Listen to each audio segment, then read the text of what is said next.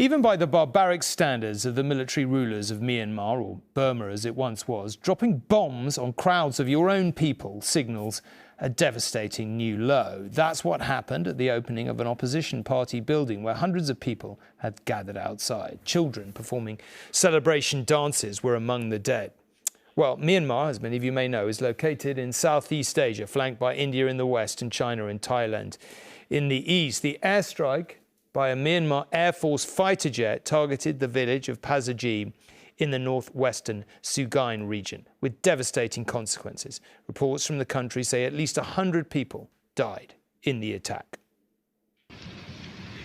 There was no safe place to shelter from the airstrikes. In the aftermath, a village set ablaze, and dazed survivors stumbled through a scene of utter devastation. Others searched in vain for further signs of life. Close by, there are burnt and torn bodies, images too terrible to broadcast. Myanmar's rulers say their warplanes were targeting terrorists, but the dead included many women and more than 30 children. The military is conducting a war against its own people. The fighter just come and vote in the exact location, so that directly hit onto that location.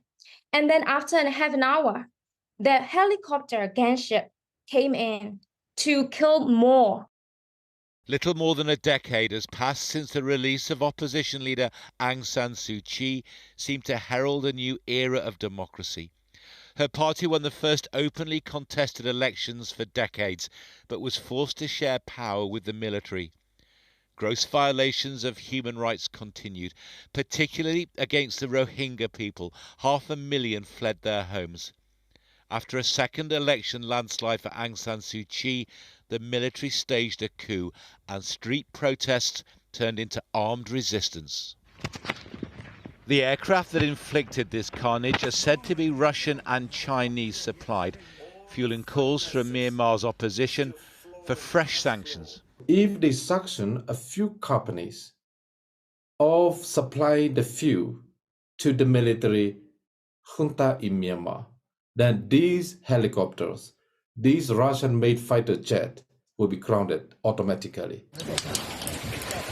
There have been as many as 25 airstrikes on opposition areas since the start of the year.